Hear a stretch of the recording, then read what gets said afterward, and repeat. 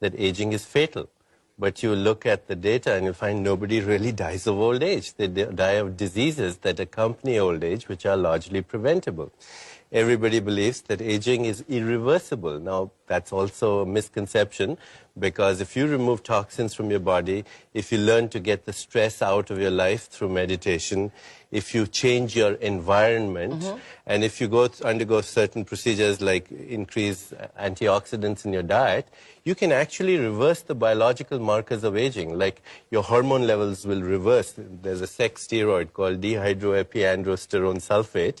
Lost me there. DHEA for short. And as people grow old, this sex steroid, it goes down, but you can actually reverse it through these procedures. You can change the blood pressure, you can improve your hearing, you can improve your eyesight.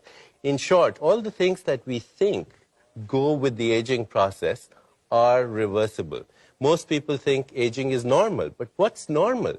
Perhaps we are confusing the normal with the psychopathology of the average, which is dull and uninteresting. I mean, there are people who are 25 and look 40 and behave like 40. There are people who are 60 and behave and have the biology of a person who's 30. And what we say is that was just they had good genes. No, but that's another misconception.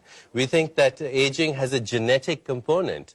And yet, that's only a very partially true statement. If your parents lived up to be more than 80 years, it adds only 3 years to your life. But you can do things with your stress in the life, with the toxins in your environment, with your food, with your lifestyle, that can add 30 to 50 years, much more time to your life. And not only life to your years, but years to your life, both, the quality and the quantity. And that you override the genes. Most people think aging is universal, but there are organisms in this world that never age. Like? Like microorganisms, like protozoa, like certain other species, like the hydra.